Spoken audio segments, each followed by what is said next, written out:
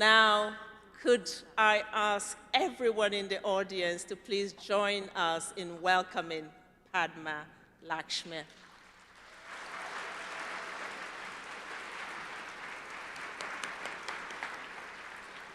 Thank you so much.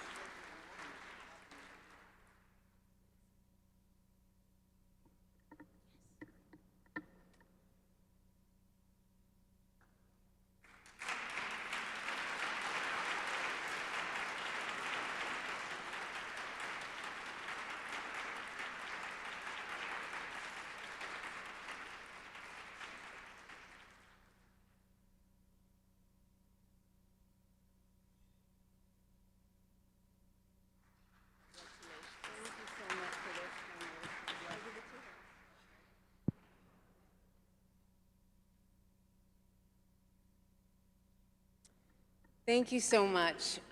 Thank you for all of those kind words. I'm beyond humbled and honored to be here today to accept this award. And in fact, I don't think I've done nearly enough to merit this at all. I think that all of you in this room who've worked tirelessly as journalists and at the UN really deserve this award. And I have to thank Isla and her whole team at the UNDP for making it even possible for me to do this work, as well as Christina Papadopoulos, Anthony Jackson, Caroline Peach Perkins in my team, also for always helping me in all of my work. And because of my work, I've been fortunate enough to get a chance to visit many places around the world. And as I've seen more and more of this world, what struck me is that no matter how different the places that I've visited may appear, they all have one thing in common. And that thing is inequality. I've seen it right here in the US, I've seen it in my native India, and I have seen it everywhere in between.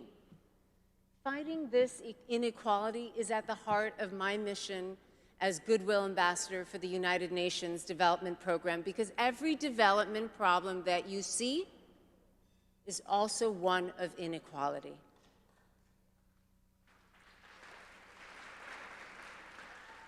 And it's one of the main reasons why I accepted the invitation to join forces with them to fight for a future where everybody, regardless of their income, their gender, or place of birth, is empowered to live the life that they want. The COVID-19 pandemic, which the world has been battling for almost 2 years now, has exacerbated these inequalities both within and between countries. The divide between rich and poor has deepened at a really alarming rate. And last year, I helped launch the UNDP Half the World campaign to shine a spotlight on the fact that those hit hardest by the pandemic are those 4 billion people. 4 billion people, that's half the world's population, who live in poverty and lack any social protection, such as employment benefits or health care. Now, those who have the least stand to lose the most during this crisis and are at risk of being left behind in our recovery process. The pandemic continues to devastate the health, economic, and social well-being of millions of people around the world. As some countries begin to return to some semblance of normalcy, thanks to the vaccine rollout, many others are still falling further behind due to unequal access to vaccines.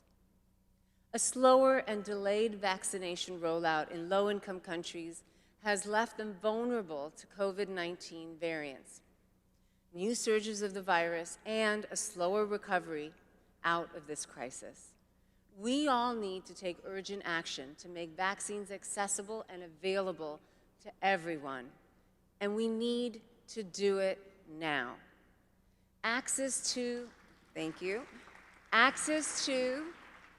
and allocation of vaccines should be based on principles grounded in the right of every human to enjoy the highest attainable standard of health without distinction to religion, race, gender, political belief, economic, or any other social condition.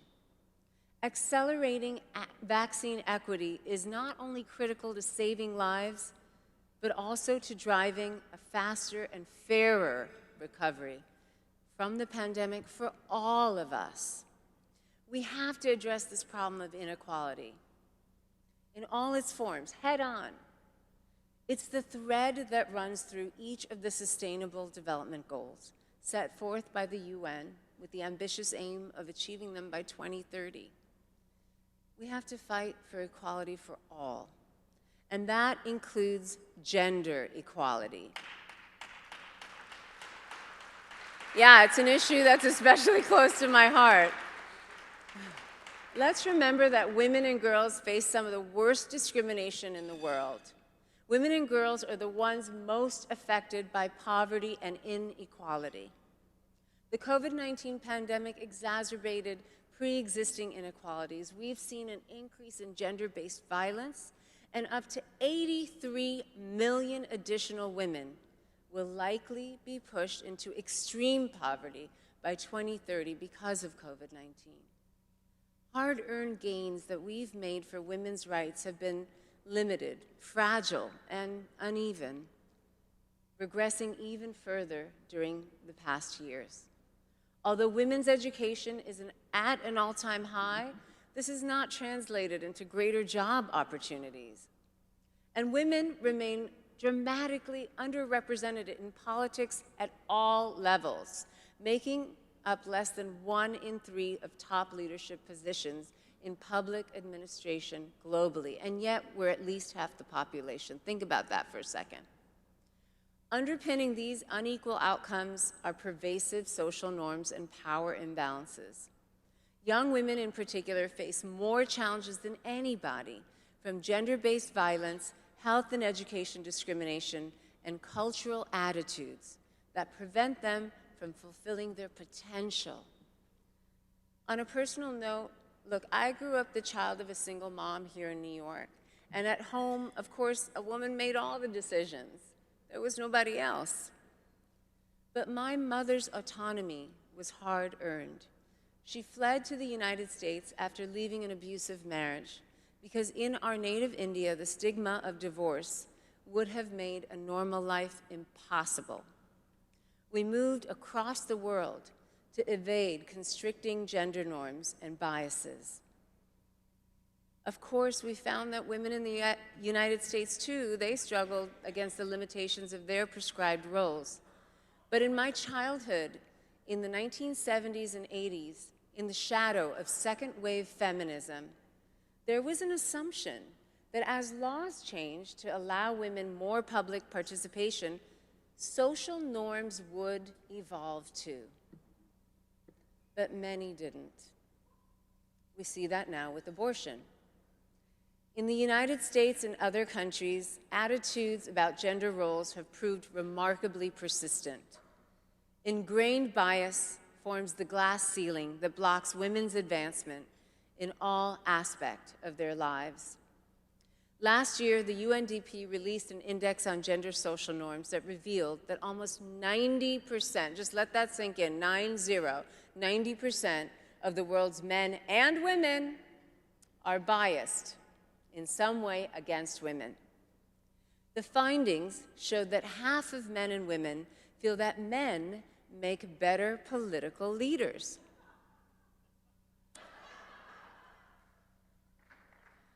My sentiments exactly. More than 56% believe that men have more right to a job and or make better business executives. I beg to differ. Changing attitudes have enabled women's fuller public participation, but stagnant attitudes are still preventing women from gaining their fair share of power. And this sort of discrimination and bias is deeply rooted in our subconscious thought and our unarticulated beliefs about gender roles. We can each change what we pass on to our children, and this has incredible impact. There's a lot that I try to articulate and convey to my daughter Krishna about her role in the world that's different than what was communicated to me. I make a point of telling her she's good at math. As a young girl, I very quickly internalized that I wasn't. And it's kind of possible that I'm not good at math, but it's also possible that I never really pushed myself to try. When I talk about her aspirations, I don't talk about gender at all. I say that it's important that you do what you love, whether you become a florist or a scientist or a musician. How young women are supported in our society will not only shape their lives, but also decide the future of our world.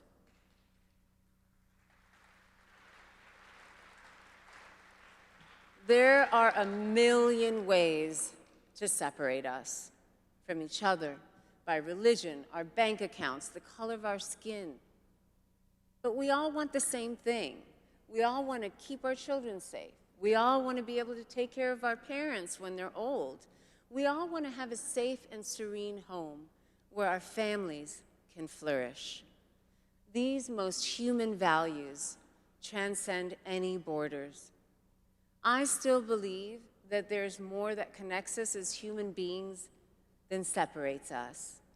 And I know in my heart that having empathy for another person and culture does not diminish my own culture or my own identity. It makes us all more human. My mother and I came here as immigrants with almost nothing. $100. She had $100 in her pocket. Never in my wildest dreams did I ever imagine that I'd be involved in something so much bigger than I am. And the mere fact that I'm standing here today accepting this award from all of you shows that really anything is possible. I know that I was lucky and that it was just a twist of fate that my mother had an education and we were able to come here. I know there are millions of women like my mother in India who did not have that privilege. And I applaud what the UN and all of its affiliates are doing to change that. I look forward to seeing a world beyond borders and celebrating the humanity in all of us. I want to thank the United Nations Correspondents Association for this incredible honor. Again, I'm so deeply humbled. I don't feel yet that I've even begun to really do as much as I'd like. But I promise all of you that I will continue to do as much as I can and honor this award and continue to grow in my role as a UN Goodwill Ambassador. We all have the ability to tear each other apart or to lift each other up. Today and every day, we choose the latter. Thank you so much for this incredible honor. Thank you.